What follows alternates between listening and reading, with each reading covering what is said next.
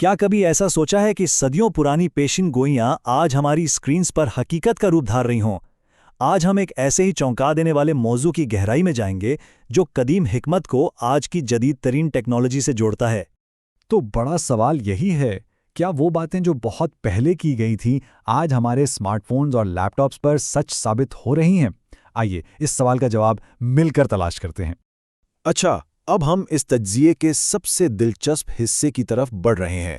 یہاں ہم دیکھیں گے کہ کس طرح پرانی پیشین گوئیوں کا عکس آج کی ٹیکنالوجی میں نظر آتا ہے، اور یقین کیجئے یہ تعلق آپ کو حیران کر دے گا۔ تو پہلی پیشن گوئی ایک ایسے فریب کے بارے میں ہے جس میں مردوں کو زندہ کر کے بات کرتے ہوئے دکھایا جائے گا، یعنی ایک ایسا دھوکہ جو دیکھنے میں 100% حقیقت لگے۔ سوال یہ ہے کہ کیا آج کے دور میں ایسا کرنا ممکن ہے؟ اس کا جواب ہمیں ملتا ہے آج کی ڈیپ فیک اور جنریٹو AI ٹیکنالوجی میں۔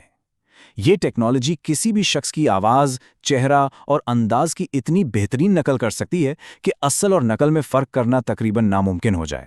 سوچئے ذرا، یہ ڈیجیٹل کٹ پتلیاں ہیں جنہیں کوئی بھی اپنی مرضی سے نچا سکتا ہے اور ان سے وہ باتیں کہلوا سکتا ہے جو انہوں نے کبھی کہی ہی نہیں، چاہے وہ شخص اس دنیا میں ہو یا نہ ہو۔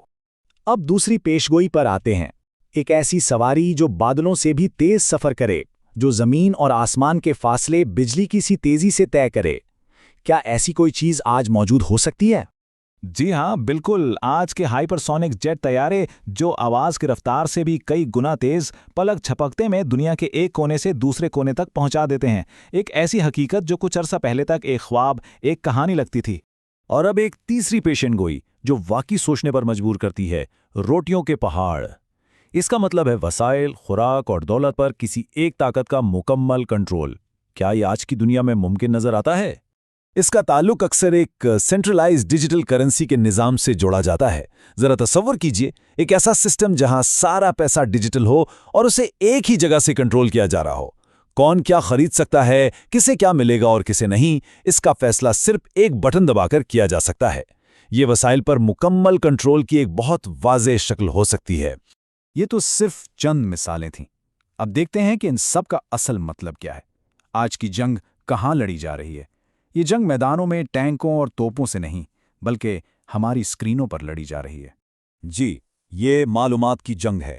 سچ اور جھوٹ کے درمیان ایک ایسی لڑائی جہاں ہر خبر، ہر تصویر، ہر ویڈیو ایک ہتھیار ہے۔ اور میدان جنگ، وہ ہے ہمارا سوشل میڈیا فیڈ، ہماری اسکرینز اور ہمارے ذہن۔ اور اس نئی قسم کی جنگ کے لیے ہمیں نئی قسم کے ہیروز کی ضرورت ہے، جنہیں ہم کہہ سکتے ہیں ڈیجیٹل واریئرز۔ یہ وہ لوگ ہیں جو نہ صرف ٹیکنالوجی کے اس نئے ہتھیار کو سمجھتے ہیں، بلکہ اسے سچائی کی دفاع کے لیے استعمال کرنے کی ہمت اور صلاحیت بھی رکھتے ہیں۔ تو پھر سوال یہ ہے کہ ایک ڈیجیٹل واریئر بنا کیسے جائے؟ اس ڈیجیٹل میدان جنگ میں خود کو تیار کیسے کیا جائے؟ چلیں اس کا عملی طریقہ کار دیکھتے ہیں۔ اس کے لیے ایک 3 قدموں کا فریم ورک ہے۔ یہ صرف ٹیکنالوجی سیکھنے کا نام نہیں، بلکہ یہ ذہن کی تربیت، ایمان کی مضبوطی اور مہارت کا ایک طاقتور امتزاج ہے۔ آئیے انہیں ایک ایک کر کے دیکھتے ہیں۔ پہلا قدم ہے ڈیجیٹل بصیرت، یعنی آن لائن نظر آنے والی ہر چیز پر آنکھیں بند کر کے یقین نہ کریں۔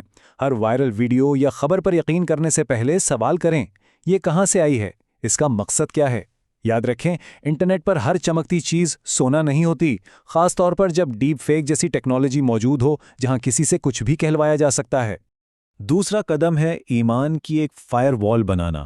جیسے کمپیوٹر کو وائرس سے بچانے کے لیے فائر وال ہوتی ہے، اسی طرح سورہ کہف کی مخصوص آیات ہمارے ذہن اور ایمان کو ڈیجیٹل فریب اور گمراہ کن پروپیگنڈا سے بچانے کے لیے ایک روحانی ڈھال کا کام کرتی ہیں۔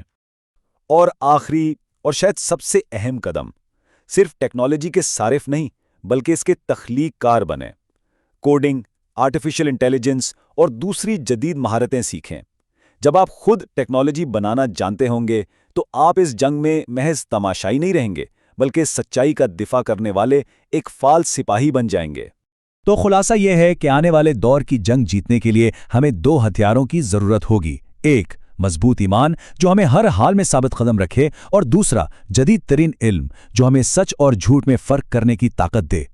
تو آخر میں سوال ہم سب کے لیے یہی ہے، جب ہمارے ہاتھ میں وہ ٹیکنالوجی ہو جو حقیقت کی تصویر بدل سکتی ہے، تو ہم اس سے کیا تعمیر کریں گے؟ سچ یا فریب؟ انتخاب ہم سب کا اپنا ہے۔